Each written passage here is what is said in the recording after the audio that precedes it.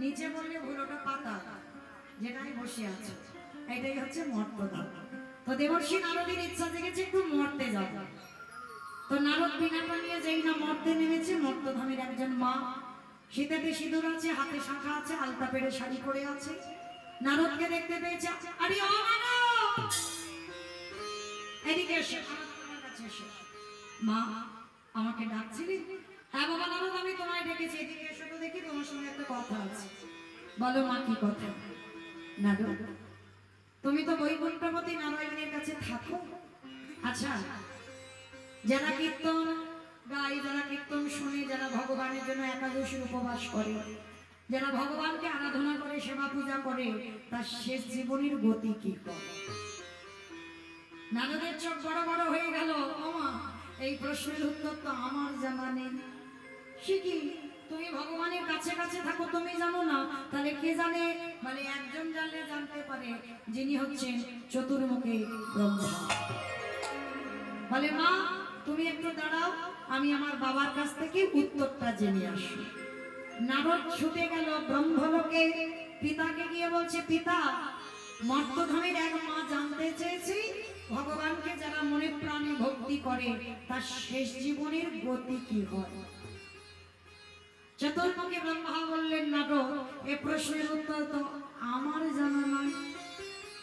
সে কি, আমি জানি না? তুমি আমার বাবার চারটি মুখ জানো না, তাহলে জানে কি? বলে একজন জানলে জানতে পারে, যে গাঁজা ভাং খায়। আমার কে গাঁজা খায়?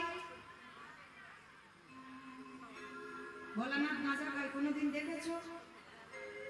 মানে কিরম ডাহা মিথ্যে কথা বলছে না? ভোলানাথ তো ত্রিলোকের বড় বৈষ্ণব, আর বৈষ্ণব হয়ে বাবা তিনি গাঁজা খায়?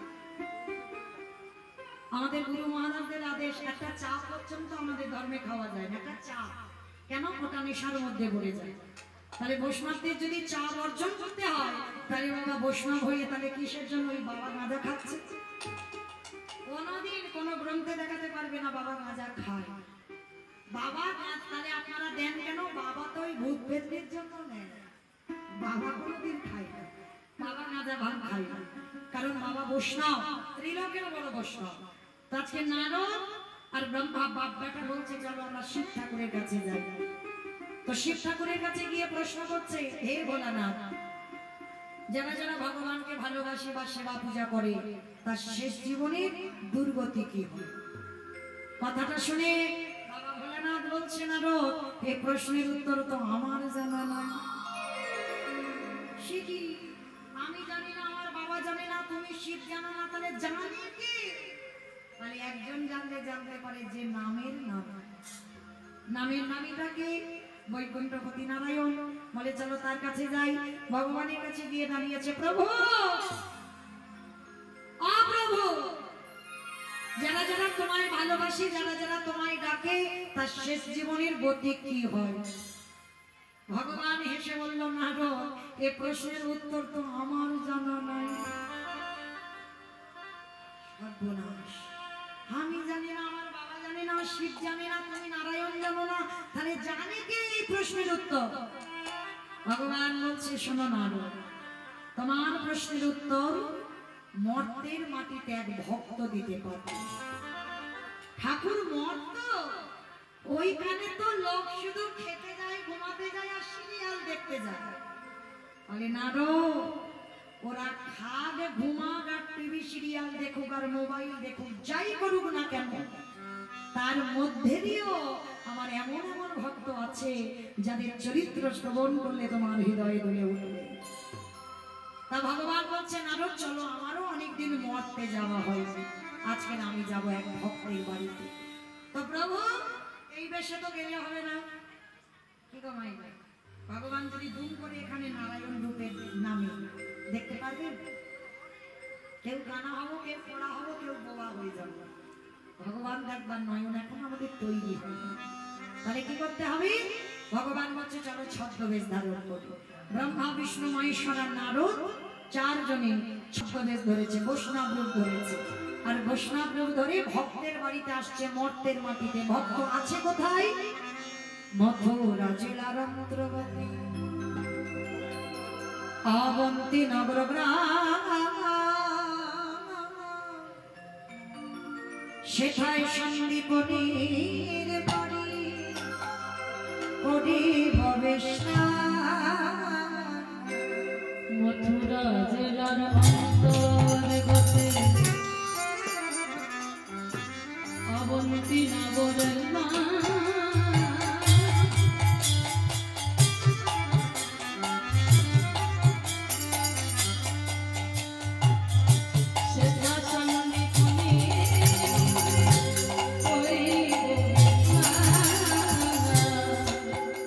যাব আমরা ভগিতে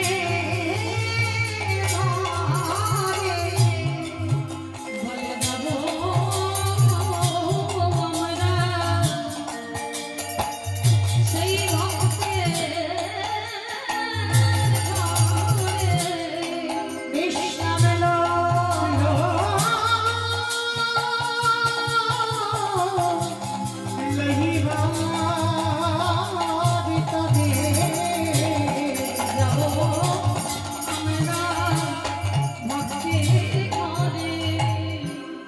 মথুরা জেলার অন্তর্গতে অবন্তী নগর নাম।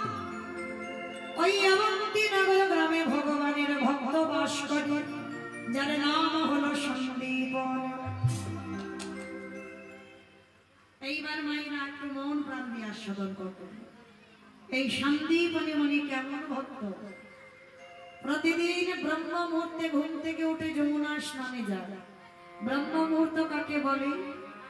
সূর্য উদয়ের 1 ঘন্টা 36 মিনিট আগে। এই টাইমে ব্রহ্ম মুহূর্তে প্রতিদিন স্নান করে ভিজে কাপড়ে দরজার ধারে বসে বসে কাঁদে। আমায়রা ভগবানের জন্য নয়, একদিনও ভগবানের জন্য কাঁদে না। স্নান করে ওই ভিজে কাপড়ে দরজার ধারে বসে কাঁদে কার জন্য জানো? হে দয়াময়, আমার দুয়ারে একটা অতিথি পাঠাও। আগে অতিথি সেবা দেব, তারপরে আমি তোমায় সেবা দেব, তারপরে আমি নিজে প্রসাদ পাবো। আচ্ছা বলো তোমার আগে অতিথি সেবা না আগে ভগবান সেবা?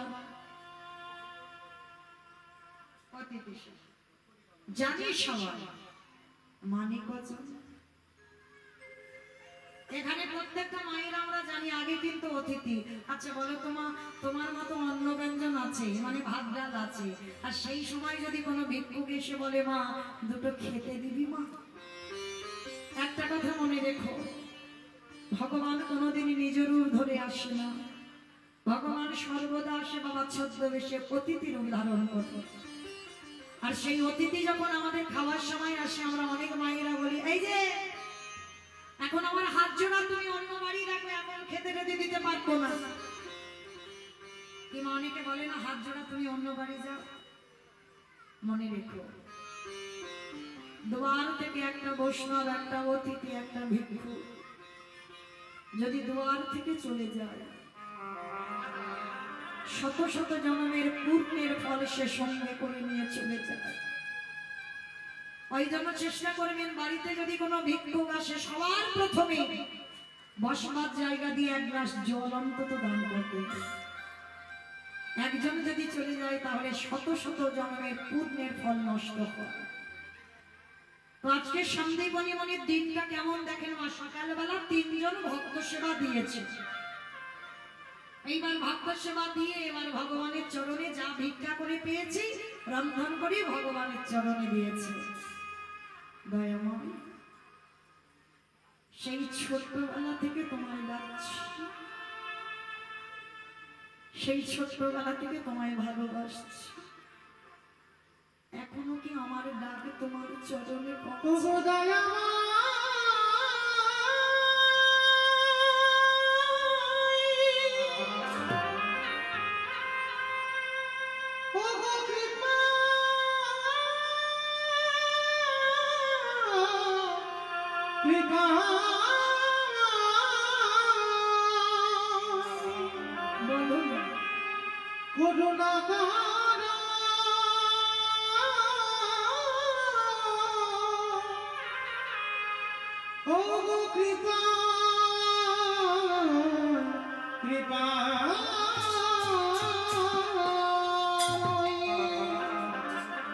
ছোট্টবেলা থেকে তোমায় ডেকে আসছি, ডাকতে ডাকতে আজ আমার নিজের যাওয়ার সময় হয়ে গেল। চামড়া আলগা হয়ে গেল, দন্ত পড়ে গেল, শুকিয়ে গেল। এখনো কি তুমি আমার ডাক শুনতে পাও? আমি কোথাও গেলে পাবো দেখা, ওগো দয়াময়।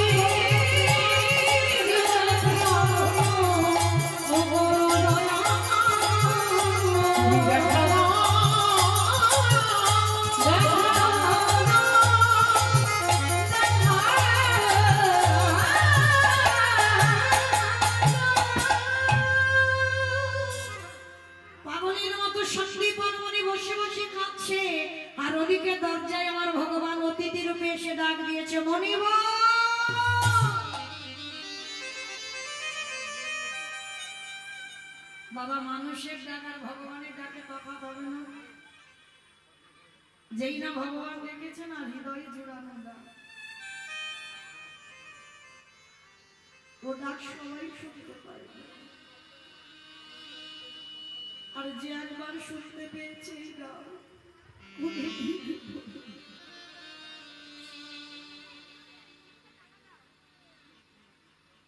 সন্দীপনী মনে তাড়াতাড়ি করে পারসটা দেখে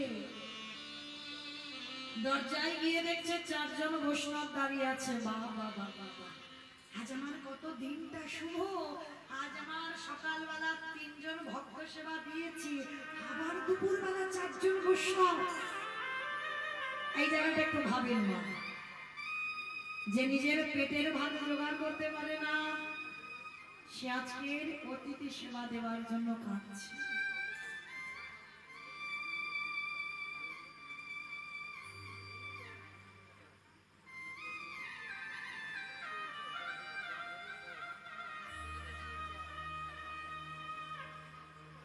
নিতাই গৌর কৃষ্ণ প্রেমানন্দে হরি বল হরি বল হরি বল।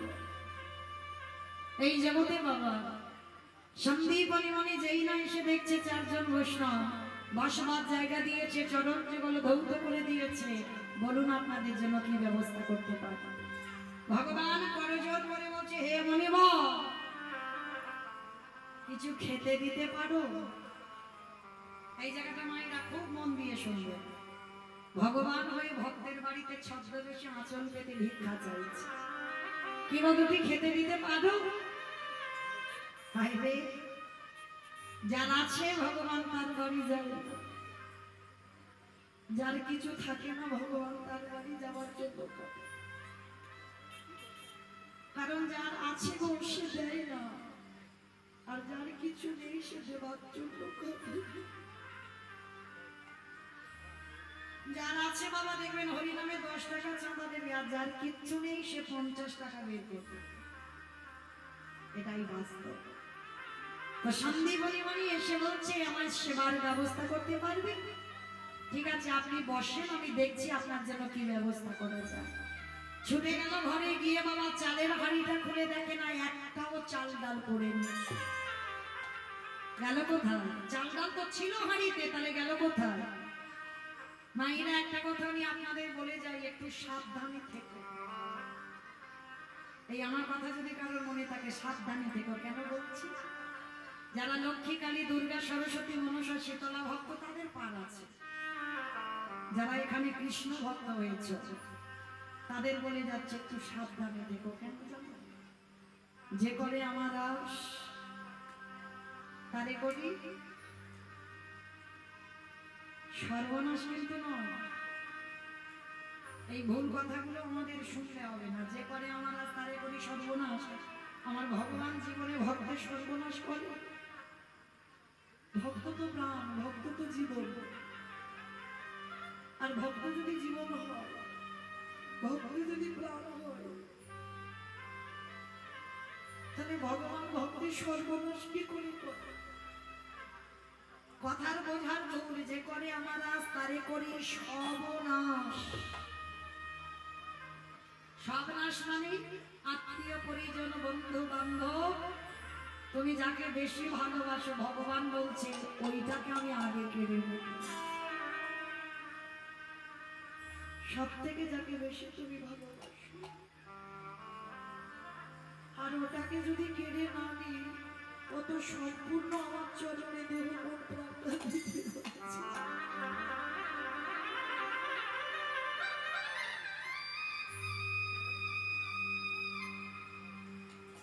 সব কেড়ে নেওয়ার পরে যদি আমার চরণ না ছুটে, তারপরে আমি ওকে কৃপা করে আমার চরণে ঠাঁই দেব। তাই তো আজকে সন্দীপনী মনের ঘরে কিচ্ছুটি নেই, যা যা খাবার ছিল সব খেয়ে ফেলেছে ভগবান। সন্দীপনী মনির একটা 5 বছরের ছেলে আছে, ডাকছে খোকা। এই বন্ধু, আমি এই হাড়িতে চাল ডাল রেখেছিলাম, দেখেছিস খোকা? ছোট্ট 5 বছরের ছেলে এসেছে। কই বাবা? আমি জানবো কি করে? আমি চাল ডাল নিয়ে বাকি করবো? আমি তো জানি না, কিচ্ছু দেখিনি তো।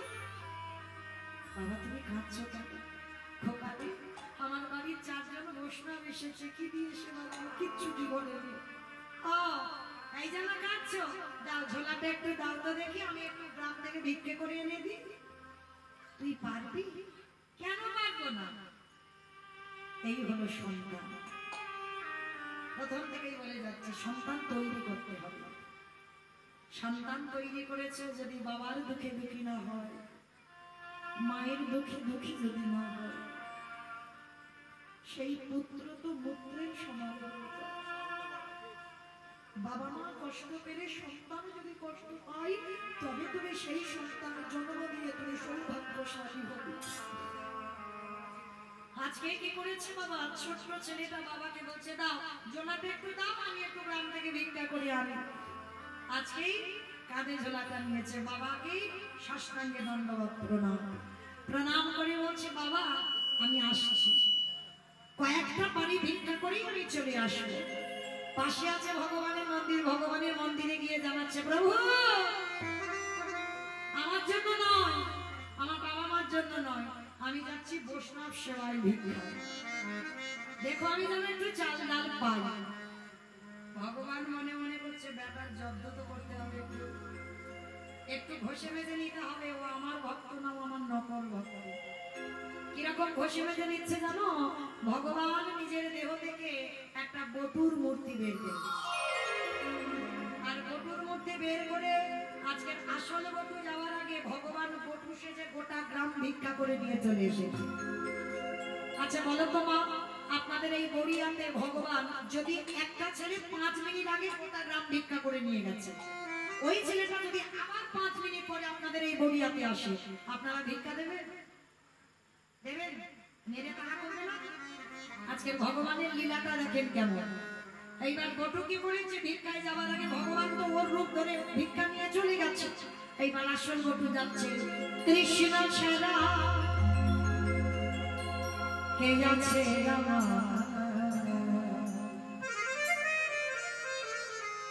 বিশ্ব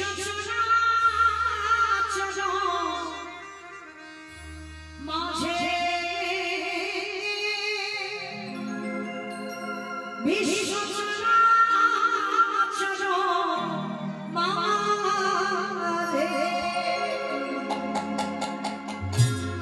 কৃষ্ণ ছাড়া পালকে আছে না।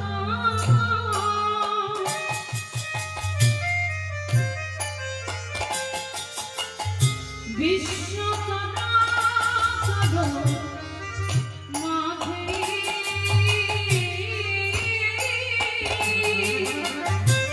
বিশ্ব চরাচর মাঝে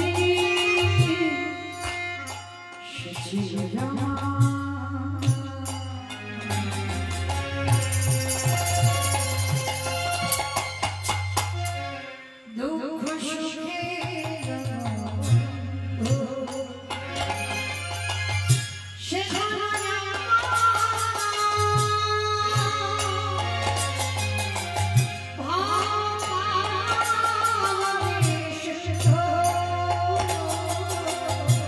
ছিল আমার দুঃখ সুখের বন্ধু।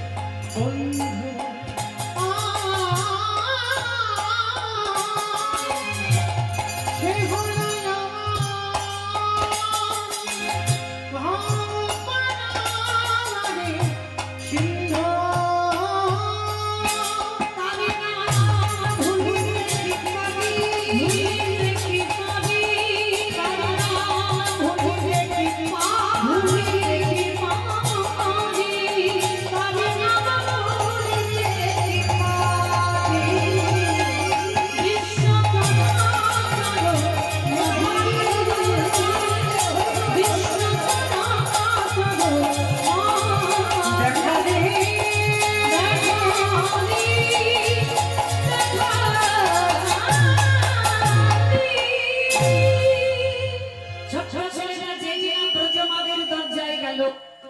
সমস্ত ব্রজমাইরা বলে বলেন,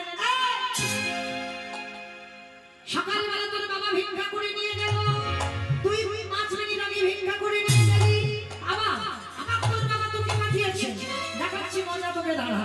সবাই মিলে ওই মথুরাবাসীরা ওই ছোট বউটুকে বেত্রাঘাত দূর হয়ে যা, বেরিয়ে যা, কৃষ্ণ কৃষ্ণ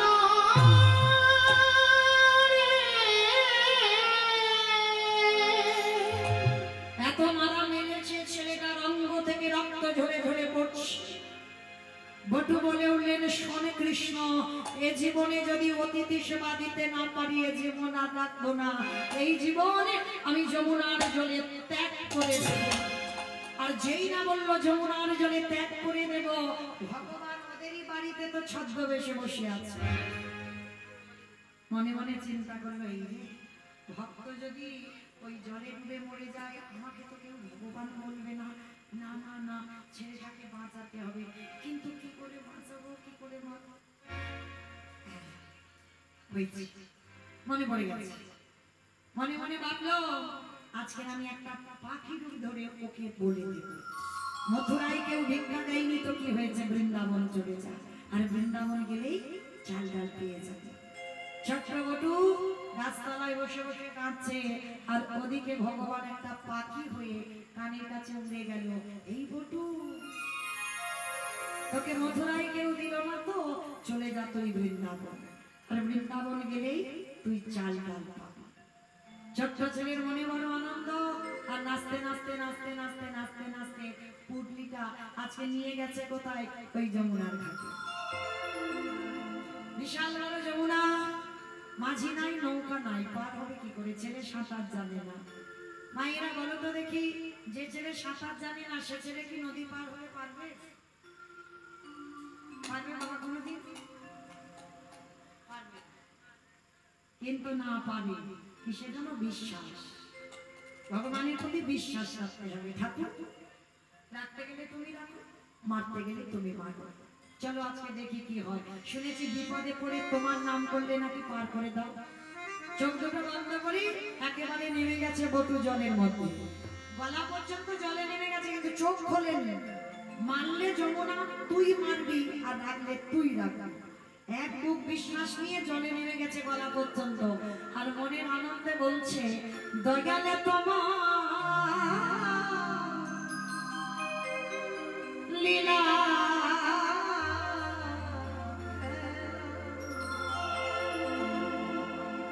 দয়ালে তোমার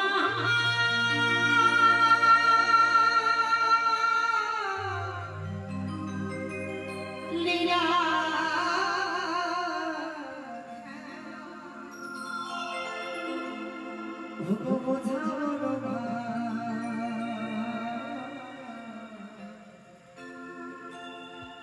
দিনের বন্ধু করুণা সিন্ধু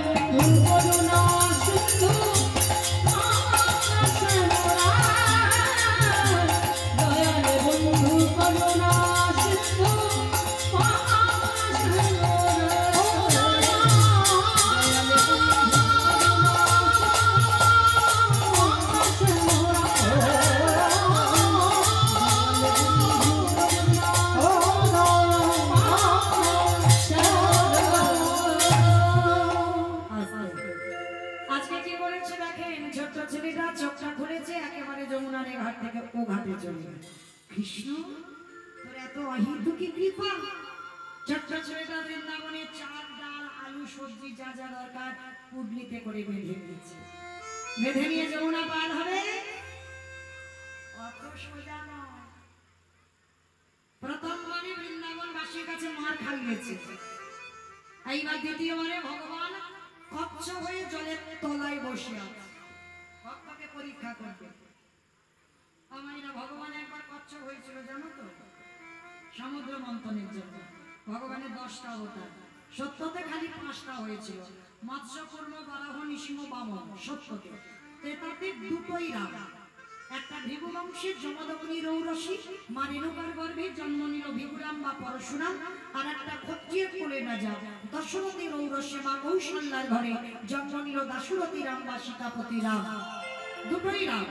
আর তারপরে একটা বলরাম অবতার, আর একটা কলিতে হয়ে গেছে বুদ্ধ অবতার, আর একটা আসছে কলকি অবতার। মানে 9টা কমপ্লিট হয়েছে আর একটা বাকি আছে, এই 10 অবতার। তো ভগবান সমুদ্র মন্থনের জন্য কচ্ছপ হয়েছিল, আর আজকের বটুকে পরীক্ষা করবার জন্য কচ্ছপ হয়েছে। কেন? শুধু ভক্তকে পরীক্ষা না, চলতি কথায় বলে না বাবা, এক ঢিলে দুটো পাখি, ভগবান দুটো কাজ করে নিচ্ছে। ভক্তকে পরীক্ষা পরীক্ষা, আর ওর মধ্যেও আর একটা কাজ করছে। কি কাজ? আমারে ভগবান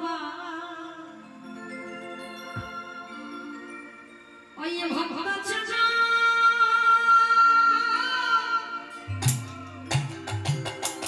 ওই ভক্ত চাচা ভোলা বাবা আসে বাবা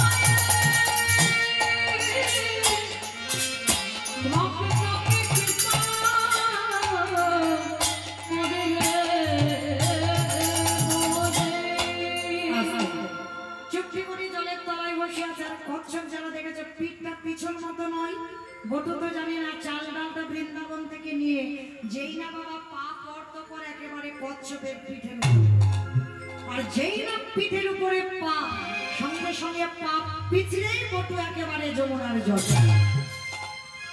আর যেই জলে বলল মাথা থেকে পড়তিটা সঙ্গে সঙ্গে জলে ডুবে গেল। আর ডুবে যেতেই ভগবান ওদেরই বাড়িতে ছদ্মবেশে বসে আছে, বৈষ্ণব সেজে চাল ডালগুলোকে হরণ করে নিয়েছে। ছোট্ট বটু বলে উঠলেন, এত লোভ এত লালসা তো বেশ, চাল ডাল যেমন খেয়েছিস এবার আমার জীবনটাকে তোর খেতে হবে। তৈরি হয়ে গেল আমার জীবনটা নেবার জন্য, প্রাণ ত্যাগ করবে বলে একেবারে রেডি হয়ে গেছে বাবা। আর ওদিকে ভগবান মনে মনে ভাবছে, ভক্তকে একটু কি বেশি পরীক্ষা নিয়ে ফেলছে, ও যদি মরে যায় আমাকে তো কেউ ভগবান বলবে না। না না না, ওকে বাঁচাতে হবে, কিন্তু কি করে বাঁচাবো? ওরই বাবাকে ডেকেছি, হে মনি বাবা। ভগবান ছদ্মবেশে বলছে, তুমি কেমন বাবা? ছেলেটাকে খোঁজ খবর নিচ্ছ না? যাও আগে দেখি শিগগিরই ছেলেটা খুঁজে এসো।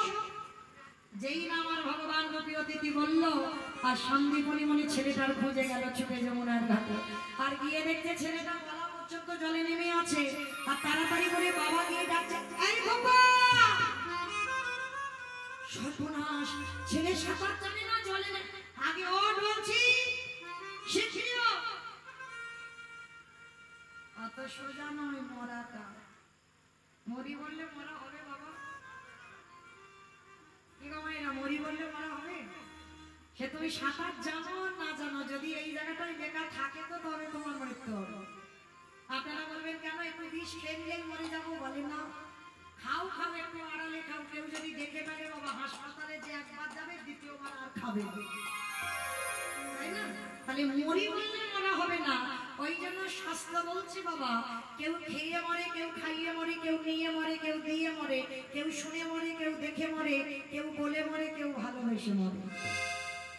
এই যে যে কথাগুলো বললাম, একটা কথা বাবা গ্রন্থের বাইরে যাবে না, সব শাস্ত্রে আছে। যদি কারোর জানা থাকে তো উত্তর দিতে পারবে। কেমন? আচ্ছা বলো তো, খেয়ে মরেছিল কে? বকাসুর। খেয়ে মরেনি? কৃষ্ণ কষ্টে গেল, এমন করে বকাসুর কৃষ্ণকে খেতে গেল, বকাসুর হরিবল হয়ে গেল, তাহলে খেয়ে মরল। পরেরটা সবাই বলতে পারবে, তবে একটু ভাবতে হবে, একটু শাস্ত্রের দিকে চিন্তা করতে হবে। বলো, খাইয়ে মরেছিল কে? পুতনা। পুতনা। কারণ স্তনে বিষ মাখালো। 6 দিনের ছেলে কৃষ্ণ এমন করে প্রাণ দিয়েছে, পুতনা হরিবোল হয়ে গেল। তাহলে খেয়ে মরল, খাইয়ে মরল, নিয়ে মরেছিল কে? আমি অপশন দিই, আপনারা খুঁজে বের করবেন। রামায়ণ, রাবণ। রাবণ কি নিয়েছিল? সীতা। আর নীল বলে 1 লক্ষ ছেলে, 1 লক্ষ নাতি, বংশে বাতি দেবার মতো কেউ ছিল না। তাহলে খেয়ে মরল, খাইয়ে মরল, নিয়ে মরল, দিয়ে মরেছিল কে? অপশন মহাভারত। কর্ণ।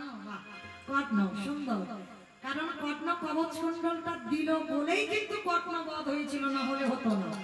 তাহলে দিয়ে মরণ হলো। তাহলে খেয়ে মরল, খাইয়ে মরল, নিয়ে মরল, দিয়ে মরল, শুনে মরেছিল কে? অপশন মহাভারত।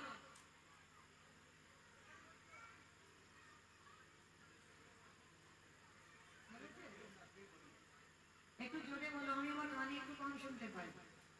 অষ্টগুরু দ্রোণাচার্য। অশ্বত্থামা হতমানি ইহা আমি সত্য জানি, ইতিবাচক পড়ে গেল রানে। ইতিবাচক পড়ে গেল রানে। মানে অষ্টগুরু দ্রোণাচার্য পুত্রের মৃত্যু সংবাদ শুনে মৃত্যু হয়ে গেল। তাহলে খেয়ে মরল, খাইয়ে মরল, নিয়ে মরল, দিয়ে মরল, শুনে মরল, দেখে মরেছিল কে? হিরণ্যকশিপু। প্রহ্লাদকে বলেছিল, প্রহ্লাদ তোর হরি কোথায় থাকে?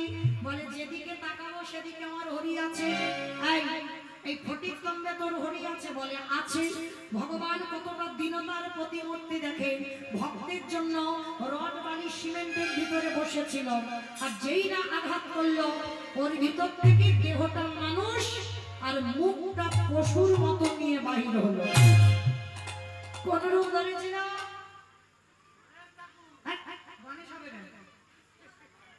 নরসিংহ, নৃসিংহদেব ওই রূপটা ধরেছিল বাবা, শুধুমাত্র হিরণ্যকশিপুকে বধ করবার জন্য। এইটা কোনোদিন হয়নি। 2 ভাইকে মারবার জন্য ভগবানের 2টো অবতার। বরাহ রূপ ধারণ করেছিল হিরণ্যাক্ষকে বধ করবার জন্য, আর আজকে নরসিংহ রূপ ধারণ করেছিল হিরণ্যকশিপুকে বধ করবার জন্য। তাহলে এরকম পাওয়া কি আর কোনোদিন হয়? ভগবান 2 ভাইকে মারবার জন্য 2টো অবতার ধারণ করেছিল। হরি বল।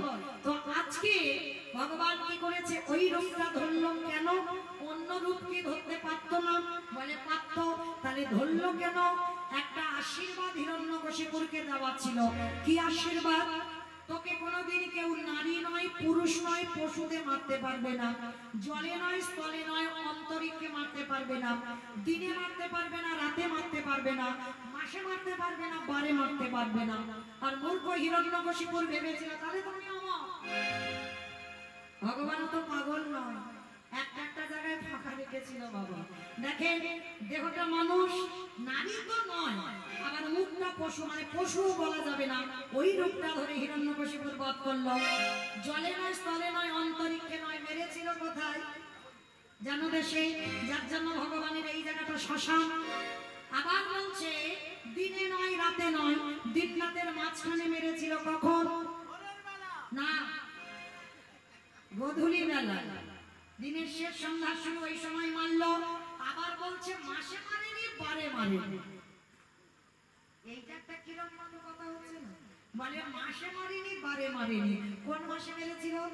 কোন বারে মেরেছিল? কোন মাসকে মাস বলে না, কোন বারকে বার বলে না। এই জন্য কীর্তন শুনতে হয়, ছোট মানুষের কাছেও জানা যায়, যেটা হচ্ছে পুরুষোত্তম মাস। তবে না, আমি আস্তে আস্তে বললাম, তোমরা কিন্তু কারোর কাছে বলবে না, শুধু দুর্ভাগ্য এরাই যে ইউটিউব করছে এরাই তো চালিয়ে দেবে। তাহলে পুরুষোত্তম মাস, ওই মাসটাকে যেটা চলতি কথায় বলছে মল মাস। এই মল মাসে হিরণ্যকশিপুর বধ হলো। আর মহাজনগতস্য পন্থা, মহাজনেরা বলছেন ওই মাসটাকে মাস ধরে না, ওই মাসটাকে বার ধরে। তাহলে ওই রূপটা দর্শন করে হিরণ্যকশিপুর বধ হলো। খেয়ে মরলো, খাইয়ে মরলো, নিয়ে মরলো, দিয়ে মরলো, শুনে মরলো, দেখে মরলো। বলে মরেছিল কি? দক্ষ রাজা 7টা মেয়ে ছিল, তার ভিতরে একজন ছিল সতী, দক্ষ যজ্ঞ হয়েছিল। সব জামাইকে বলেছিল, আমার বাবা শিবকে বলেনি। ওই জন্য সতী বলেছিল, বাবা তুমি সব জামাইকে বললে, আমার পাগলকে কেন বললে না? বলে বলা যাবে না। কেন যাবে না? ওকে বললে তো ভূত প্রেত নিয়ে আসবে আর যজ্ঞটা ভঙ্গ হয়ে যাবে। সতী বলেছিল পিতা প্রতিনিন্দা কানে যখন শুনলাম এক্ষুনি আমি আমার দেহ ত্যাগ করব, কথাটা বলেই সতী দেহ ত্যাগ করে দিল। তাহলে খেয়ে মরলো, খাইয়ে মরলো, নিয়ে মরলো, দিয়ে মরলো, শুনে মরলো, বলে মরলো, দেখে মরলো। আর একটা বাকি আছে, ভালোবেসে মরেছিল কে? বলো। বলে ঋতুপর্ণ ভালোবেসে মরেছে। মানে সিনেমা, খুব সিনেমা দেখে সারাদিন, ওর আর অন্য কোনো কাজ নেই, মোবাইল ধরে গাড়িতে মরলো তো সিনেমা হচ্ছে তো হচ্ছে। ওই জন্য বলছে ঋতুপর্ণা, কিন্তু না, শাস্ত্রের বাইরে যাবে না। ভালোবেসে মরেছিল রাজা দশরথ। কাকে ভালোবেসেছিল? কইকেয়ী মাকে। বাহ, কইকেয়ী মাকে ভালোবেসেছিল। আর এমন ভালোবাসলো গো, দুটো বর চাইলো। প্রথম বরে ভরত রাজা হবে, দ্বিতীয়বারে রাম 14 বছর বনে যাবে। রাম যেদিন বনবাসী হলো, দশরথ দেখে দেখে অন্ধ হয়ে বিছানা সজ্জা হলো। কিন্তু মরার আগে দশরথ বলে গেল, তোরা যেন জীবনে আমার মতো করে কেউ বউকে ভালোবাসিস না। ভালোবাস, কিন্তু বউ যেন মাথায় চড়ে না বসে। আর মনে রাখবি, এই জগতে যাদের বউ মাথায় চড়ে বসে, ওরে তাদের দশা আমার মতো করে। আমি এই দশা মরে গেলাম, তাদের দশা আমার মতো হবে। আমার কোথায় ছিলাম আমি লীলাতে? সামনের বাড়িতে নাকি ছিলাম। লীলাতে কোথায় ছিলাম? এইটাই তো তথ্য বাবা, যেখানে যাই ফিরতে হবে। কোথায় ছিলাম? হ্যাঁ, বাহ। যমুনার ঘাটে ছেলেটা মরতে গেল, ছেলেটার মরা হলো। ও মাইরা, আমার যাবার মাসি বেজে গেছে, আর টাইম খুব একটা নেই, না তার মধ্যে আমি চলে যাব। তো তার আগে আপনাদের চরণে একটা নিবেদন। আমার এই কমিটি দাদা ভাইরা অনেক কষ্ট করে, অনেক পথ পরিশ্রম করে এই দুর্যোগের মধ্যে দিয়েও কীর্তন করাচ্ছে। তার জন্য আপনাদের চরণে আমার এই দাদা ভাইরা ভিক্ষার ঝোলা নিয়ে যাচ্ছে। যার যেমন সামর্থ্য, যার যেমন ক্ষমতা আছে, আপনারা আমাদের ভিক্ষার ঝোলাতে একটু দান করবেন। তবে না, এমন দান করো যেন ওই ঝনঝন আওয়াজটা যেন না হয়, কেমন? একটু বেশি বেশি দিও, কারণ ব্যাংকে টাকা রাখতে গেলে নমিনও লাগে, আর এখানে জমাতে গেলে কোনো নমিনের দরকার নয়। আমার ভগবান তোমার শেষের দিনে 1 টাকার বিনিময়ে 1 লাখ টাকা পৌঁছে দেবে। পরকালে রাস্তাটা পরিষ্কার হবে যদি বাবা কেউ পাত্রে দান করে। দান যদি করতে হয় পাত্রে করো, অপাত্রে দান করলে কোনো কাজ হবে না, সব ভস্যে ঘি ঢালা হবে। তাহলে দান করতে গেলেই হরিনাম যজ্ঞে করো। কেন জানো? ভগবান করছে লজ্জা ঘৃণা ভয় তিন থাকতে গৌর গোবিন্দ নয়। আমার আছে বলে আমি কীর্তন করাবো, হবে না। আগে দাঁড়ে দাঁড়ে ভিক্ষার ঝোলা নিয়ে যাও, 5 জন তোমাকে 5টা কথা বলবে, তার ভিতরেও দেবে। সেইগুলো নিয়ে যদি আমার সেবার কাজে লাগাও, তবেই তোমার ভগবত প্রাপ্তি হবে। পিতাই গৌর প্রেমানন্দে। তোমার ভাইরা যাচ্ছেন, দাদা ভাইরা যাচ্ছেন, যার যেমন ক্ষমতা আপনারা একটু দান করবেন, কেমন? কিন্তু কেউ বৈভব করে দেবেন না, আর কেউ গন্ডগোল করবেন না, কেমন? একটু ধীর, যেমন শান্ত হয়ে আছে ওইভাবে দান করবেন। কারণ গন্ডগোল করে দান করলে ও দান ভস্যে ঘি ঢালা হয়ে যাবে, গন্ডগোল হয়ে যাবে। কারণ শান্তভাবে দান করবেন। তো আজকে ছোট্ট ছেলেটার মারা হলো না, আজকের বাবা কি করেছে? যাও ভাই, বলে দিয়েছি, যাও। একা একা গেলে সুবিধা হয়, দুজন দুজন রকম করে যাও না, একা একা ভিড়টা গেল না। চারদিকে যাও, অনেকজন পাওয়া হোক তাতে ভালো হবে, কিন্তু দুজন গেলে অসুবিধা হবে, তাতে গন্ডগোল হবে। হরি বল। তো বাবা গেল, ছেলেটার মরা হলো না। বাবা বলছে, হ্যাঁ রে বাবা, কি করি অতিথি সেবা করব? বাবা তুমি চিন্তা করো, ওই যে দেখা যাচ্ছে একটা মুদির দোকান, ওই দোকানে গিয়ে আমি কিছু জিনিস চুরি করে আনি। বাবা ছেলে দুজনে মিলে গেল মুদি দোকান চুরি করতে। মায়েরা আবার কথা হয়, কথা হয়, কথা বলো না, আর তো একটুখানি সময় আছে। এই শেষটা যদি কিছু না শোনেন কিছু বুঝতে পারবে না, সব গন্ডগোল হয়ে যাবে। বাবা ছেলে দুজনে মিলে গেছে দোকান চুরি করতে বলে।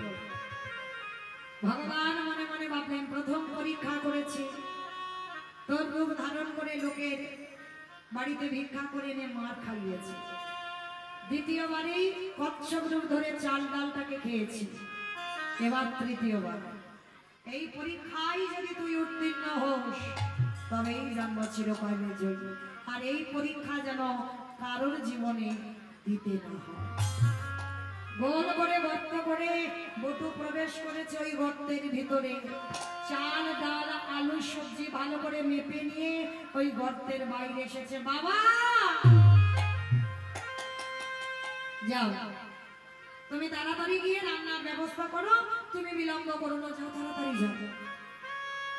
বাবা বলছে হ্যাঁ রে বাবা, অতিথির জন্য চাল ডাল ব্যবস্থা করলি, কিন্তু তুই কি জানিস অতিথি সেবা দেওয়ার পরে একটু মুখশুদ্ধি দিতে হয়, জানো বাবা? একটু মুখশুদ্ধির ব্যবস্থা কর। ও ঠিক আছে বাবা, তাহলে আমি যাচ্ছি। আবার প্রবেশ করলো দোকানের ভিতর। আর এটাই ছিল ছেলেটার জীবনে সব থেকে বড় কাজ। কেন বাবা বললো, আর কেন ছেলেটা আমার দোকানের মধ্যে প্রবেশ করলো? আর যেই না পানের থালাতে হাতটা দিয়েছে, হাতটা দেওয়ার সঙ্গে সঙ্গে ভগবান সবার হয়, চোরেরও হয় সাধুরও হয়, ও কারোর একার নয়। দোকানদারকে স্বপ্ন দিচ্ছে, দোকানদার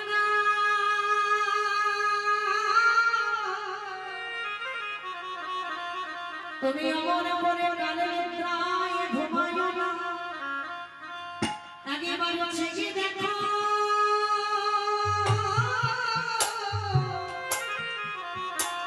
তোমার আমাদের দোকানে এমন চুরি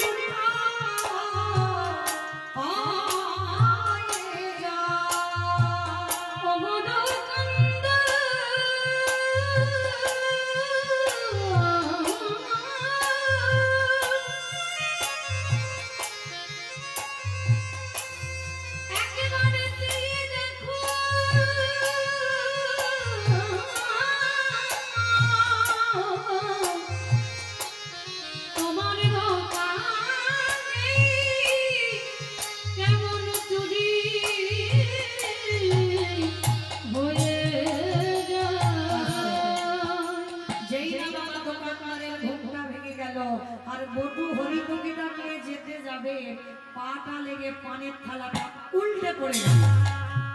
ঝনাপ করে একটা আওয়াজ হয়েছে, আর ওদিকে দোকানদার দোকানে ঢুকছে। আরে চোর চোর বলতে বলতে দোকানে আসছে। আর তার না প্রাণের ভয় হয়, সবে মাত্রই বটু মাথাটার দুটো হাত সবে গর্তের বাইরে বের করেছে। জীবনে কাল ঘনিয়ে এলো, বাবাকে বুঝতে দিল না। হরিতকিটা বাবার হাতে দিয়ে বলছে, বাবা তুমি যাও, ততক্ষণে রান্না বসাও, আমি যাচ্ছি। হরিতকিটা যেই না হাতে দেওয়া, বাবা বলছে হ্যাঁ রেখো, কাতর কি হয়েছে? ওদিকে তো দোকানদার পা ধরে টানছে, আর শরীর থেকে ঘাম ঝরে ঝরে পড়ছে। তোর কি শরীরটা খারাপ লাগছে? ও বাবা কিচ্ছু হয়নি বললাম তো, যাও তুমি ততক্ষণে গিয়ে রান্না বসাও, আমি যাচ্ছি না। যতই হোক বাবা, সন্তানের মঙ্গল আর অমঙ্গল প্রথমে কে বলছে? মা। এই মা ডাকটা খুব ছোট ডাক, দেখো সব অক্ষর দুটো করে আছে, কিন্তু মা ডাকটা একটা অক্ষর। মা নামে সুধা ধরে, মা নামে সুধাক্ষরে, মা বড় সুধার সমান ডাকিলে জুড়াই আইসে পড়া। মা ডাকার সঙ্গে সঙ্গে হৃদয়টা ধরে উঠবে। আর সন্তানের আজ ভালো হবে না মন্দ হবে, সবার আগে বাবা মার মনটা জানে। আর বাবা বুঝতে পেরেছে ছেলের কিছু একটা হয়েছে, নাহলে অত ঘামছে কেন? বাবা বলছে আরে খোকা আয়, আমি হাত ধরছি, তুই বেরিয়ে আয়। ও বাবা যাও না তুমি আগে, আমি যাচ্ছি একটু পরে। না সত্যি করে বল তোর কি হয়েছে? ছোট্ট ছেলেটা আর থাকতে পারলো না। বাবা মনে হয় তোমার সঙ্গে কোনোদিন আমার আর যাওয়া হবে না। কেন আমার সঙ্গে যাবি না? তুই কার সঙ্গে যাবি? যাবো কি করি? যেভাবে আমার পা ধরে টানাটানি করছে, যে কোনো মুহূর্তে আমাকে দোকানের ভিতরে টিপে যাবে।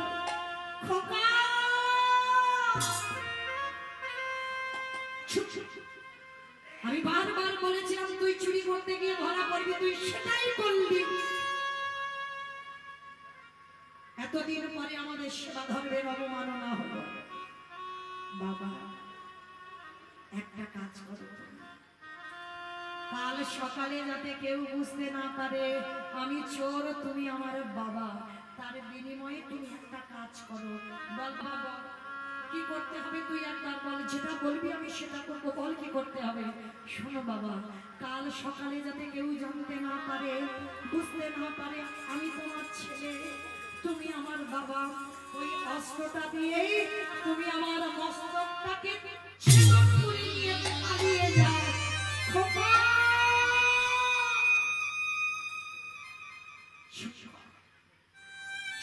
বাবা, এ জগতে কোনো বাবা মা পারে না নিজ পুত্রকে বলে দিতে। কে বলেছে? কে বলেছে? তুমি এত চরিত্র পড়েছ, তুমি মহাভারতে কর্ণের চরিত্র পড়নি। এই মহাভারতে মা পদ্মাবতীকে কি করতে হয়েছিল? একাদশীর পরের দিনে দ্বাদশীতে এসেছিল ভগবান পদ্মামার ঘরে। পদ্মা পদ্মা, শুনলাম তোমার স্বামী নাকি বড় দাতা হয়েছে, দাও এই দ্বাদশীতে আমি মাংস খেতে চাই। মাংস? আপনি দ্বাদশীতে মাংস খাবেন? আমি মাংস খেতে চাই, দাদা তবে ত্রিসত্য করো, আমি যে মাংস খেতে চাইবো সেই মাংস দেব। ত্রিসত্য করলাম, বলো আপনি কি মাংস সেবা করবেন? মৃগ মাংস, পক্ষী মাংস নয় পদ্মা, তোমার একমাত্র নয়নের মণি, তোমার একমাত্র বুকের ধন, একমাত্র মা বাবা সম্পদ, তাকে হাড়ি কাটে রেখে দেহটা টুকরো টুকরো করে মাংস করে তুমি আমার সেবায় দাও না। না বলো না, ওই কথা বলো না। ও যে আমার হরিবল আছে, ও যে আমার কৃষ্ণ বল আছে, আমি মা হই কি করে নিজের হাতে বলি দেব? পদ্মা তুমি ত্রিসত্য করেছ, আর মনে রেখো ছেলেটার মাথা কাটবার সময় যেন তোমার চোখে জল না আসে। কে গো মায়েরা, আপনারাও তো মা, আমিও একটা মা। কোন মা কি পারে নিজের হাতে ছেলেকে বলি দিয়ে মাংস করে দিতে? আমার দেবী ভালো, চোখে যেন জল না আসে, কি তো মা বলে পারবে না। পদ্মা বলেছিল বাচ্চাটির বাবা, আমি তো বলেছিলাম আমার এই ছেলেটা যেন বৈষ্ণব সেবায় যায়। হয়তো জগতে সবাই বলবে আমি রাক্ষসী, আমি পাষাণী, বলে বলুক, তবু তো আমি জানবো আমার পুত্র গেছে বৈষ্ণব সেবা। কিন্তু বাবা ঠাকুর, যে বলি হবে একবার আমি তার কাছ থেকে অনুমতিটা নিয়ে আসি, তবে বেশি দেরি করবে না পদ্মা, ছেলের অনুমতিটা নিয়ে এসো। আর বেশি কিন্তু বন্ধুদের সঙ্গে হরিনামের খেলা খেলছে, তার একটাই খেলা, হরিনাম ছাড়া কোনো খেলা নয়। আমরা তো আমার সন্তান তৈরি করতে পারলাম না, পদ্মা মা করেছিল হরি বলা ছিল, কৃষ্ণ বলা ছিল। বন্ধুদের সঙ্গে হরিনাম করছে, হঠাৎ মা গিয়ে দাঁড়িয়েছে মাঠে, বিশ্বকেতু বলছে বন্ধু তোরা দাঁড়া, আমার মা এসেছে। ছুটে গেছে, মার কোমরটা জড়িয়ে ধরেছে, ও মামা, ও মা, তোমার চোখে জল, তুমি কাঁদছ, তুমি কি আমার জন্য কষ্ট পাচ্ছ? বলো বাবা কি হয়েছে? খোকাদি, এক বৈষ্ণব এসেছে আমার বাড়িতে, মাংস খেতে চায়, খাইয়ে না। ওরে যে কোনো মাংস নয়, তোর দেহটা হাড়ি কাটে রেখে দেহটা টুকরো টুকরো করে মাংস করে বৈষ্ণব সেবায় দিতে পারে। নিশাকে তো শুনে বলে উঠলাম, মাগো এর থেকে বড় পাওয়া তো আর কিছু নাই। এ দেহটা তো একদিন পুড়ে ছাই হবে। এই যে এত সাজানো এত গোছানো দেহখানা এক মুঠো ছাই ছাড়া আর কিছু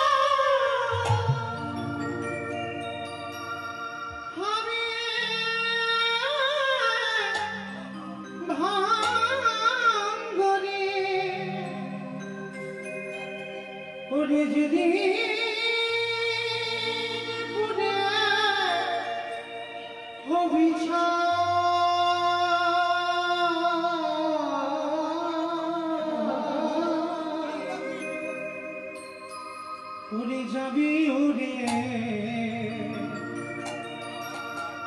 নীলাকাশে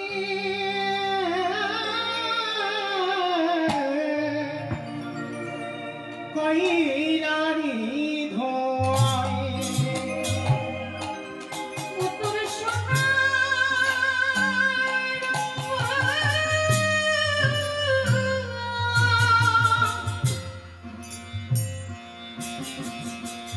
হবে ভঙ্গরে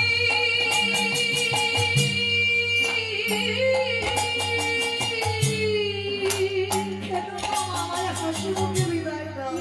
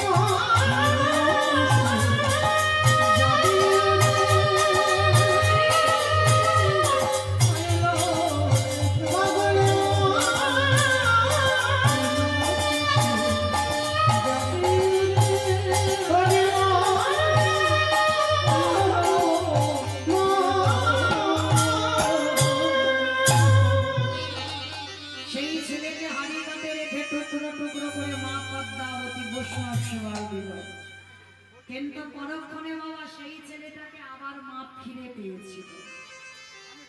আজকে লীলাতে বটু বলছে হতেও তো পারে। সেদিন মা পদ্মাবতী বুঝতে পারেনি যে তার ঘরে তার আরাধ্য ভগবান এসেছে। হতেও তো পারে যে চারজন তোমার ঘরে বসে আছে তারাই হয়তো তোমার আরাধ্য দেবতা। ধরো অস্ত্র কাটো মাথা। সন্দীপনি মনি উন্মাদ পাগল, একবার বলে ছেড়ে চাই, একবার বলে অতিথি সেবা। আর এই দুটো চিন্তা করতে করতে বাবা পাগল হয়ে গেল। আর পাগল হয়ে গিয়ে অস্ত্রটা ধারণ করি একমাত্র সন্তানের মস্তকটাকে ছেদন করে দিল। আর যেই না মস্তকটা ছেদন করে দিল, ওই দেহটা ঘরের ভিতরে দোকানের ভিতরে মাথাটা বাইরে উচ্চ স্বরে ওই কাটা মন্ত্রটা চিৎকার করছে, কৃষ্ণ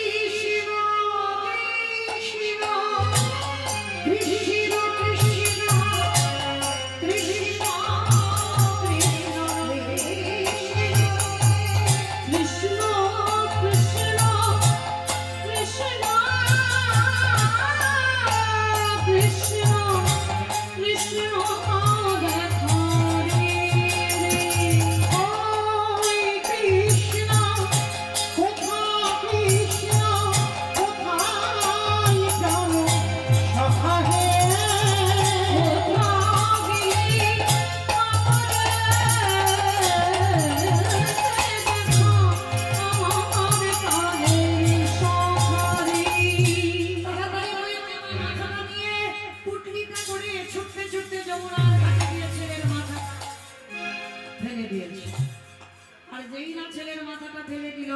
ওদিকে বাবা দোকানদাররা দেহটা নিয়ে যমুনায় ফেলে দিল। সামনে মনে মনে ঘরে গিয়ে সেবা দিতে চাইল। ভগবান বলল দাঁড়াও স্নানটা করে আসি। স্নানে গেল, গিয়ে দেখছে ছেলের দেহ আর মাথা ভাসছে। কান্নাকাটি করো না, তোমার ছেলেকে আমি বাঁচিয়ে দেবো, দাঁড়াও। নয়ন ইঙ্গিত করে ব্রহ্মাকে বলছে, ব্রহ্মা দেখো তো দেহ জোড়া লাগাতে পারো কিনা। ব্রহ্মা পারল না। ভোলানাথকে বললো, ভোলানাথ তুমি দেখো, পারল না। নারায়ণ নিজেই গিয়ে চেষ্টা করলো, পারল না। তাহলে মা ব্রহ্মা বিষ্ণু মহেশ্বর কেউ জোড়া লাগাতে পারলো না। কে বাকি আছে? কে বাকি আছে? নারদ। এইবার নারদকে বলছে, নারদ তুমি দেখো। আর নারদের অভ্যাস কি বিনাতে হরিনাম করা। আর হরিনাম করতে করতে এক হাতে মাথা এক হাতে দেহটা নিয়ে যেই এক জায়গা করেছে আঠার মতো দুটো কাটতে গেল। নারদ বলল, ঠাকুর এটা কি করে হলো? মানে মনে করে দেখো ত্রেতা যুগের কথা। ওই সীতামাকে উদ্ধার করবার জন্য হনুমানের দল ভল্লুকের দ্বারা সাগরে সেতু নির্মাণ করছিল। আর যেদিন আমার রামচন্দ্র কোনো কর্ম করছে না, যার বউ চুরি হয়েছে সে কোনো কাজ করছে না, এইবার লক্ষ্মণকে বলেছিল, ভাই কটা বাজে? 9টা বেজে গেল। বাবা যেন ভুল বুঝবেন না, মমিতা টাইম জানতে চাই। আমি জানছি না, জানলো রামচন্দ্র। কত বাজে? বলে 9টা বেজে গেল। বলে দেখ ভাই সব ঘুমানো ঘুমানো ভাব কিনা। হনুমানের দল রাত 9টার সময় নুড়ি পাথরটা নিয়ে রামচন্দ্র সাগরে ফেলল। আর যেই ফেলল সঙ্গে সঙ্গে টপ করে ডুবে গেল। কিন্তু দেখে বলেছিল ভক্ত প্রভারে বীর হনুমান। হনুমান দেখে বলেছিল, প্রভু আমরা যে পাথর ফেলছি তার গায়ে রাম নাম লেখা আছে, আর তুমি যে পাথরে ফেলেছো তার গায়ে রাম নাম লেখা নাই।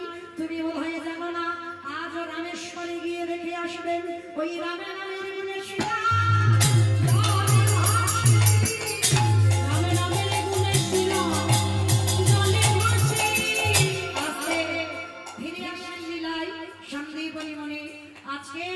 সেই মর্তের মাকে বলে উঠল, মা প্রকৃত যদি ভগবানকে কেউ ভালোবাসার মতো বাঁচতে পারে, বোবা মানুষ কথা বলে, ঘোড়া মানুষ হেঁটে চলে, আমার সংসারের অমঙ্গল দূরীভূত হয়, এতগুলো জিনিস হরিনামে দায়িকাতে হয়। এইবার সন্দীপনি মনির ঘরে মরা ছেলে বেঁচে গেল, সেবা হলো। সেবার পরে মহামায়া মানে বটুর মা, 3 জনে, মহামায়া, সন্দীপনি মনি আর বটু নয়নে জলে কাঁদলো, প্রভু একবারে যুগল লোকে দর্শন দাও। শানের বাবে শানের মা শানের বাবে